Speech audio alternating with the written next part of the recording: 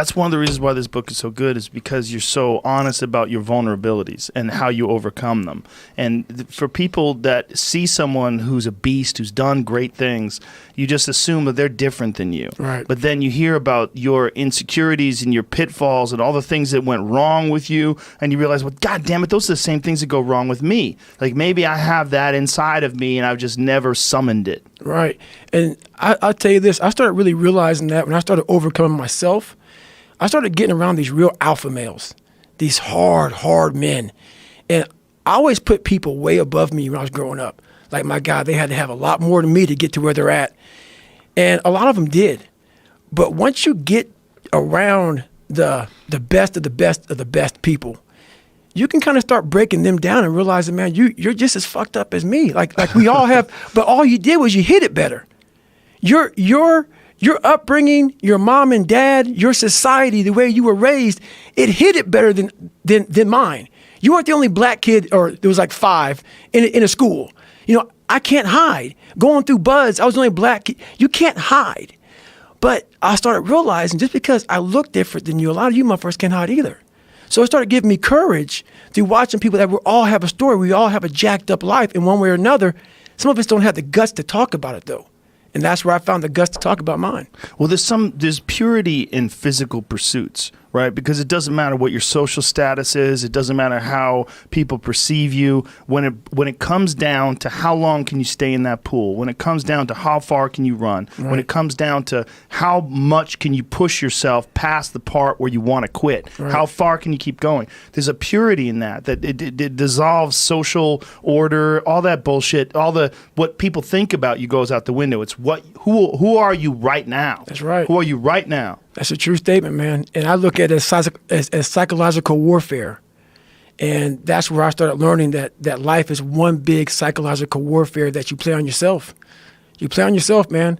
The most important conversation I ever had is with myself. And the shit I was telling myself was so fucked up. It was so wrong. It was so misguided. And other people start to write that dialogue for you also. And it starts to be what you say to yourself every single day. And I started creating a whole nother warfare. A whole nother battle started becoming. I was like, oh, hang on a second, Goggins. You have these tools. You have these tools. Your life was basically the perfect grounds for training for where you need to go in your life. All the beatings, all the bullying, all the, you going through learning disabilities, all the struggles. It was the absolute perfect training ground for you to go to where you need to go. And that's how I started looking at my life versus woe is me, poopy pants, kick a rock down the street mentality. It was, nah, God just hooked you right the fuck up. He hooked you right up, man, with the perfect place. You were training for the first 18, 19, 20, you were training for this stuff, man. You have the advantage of everybody else versus, my God, they're so above me.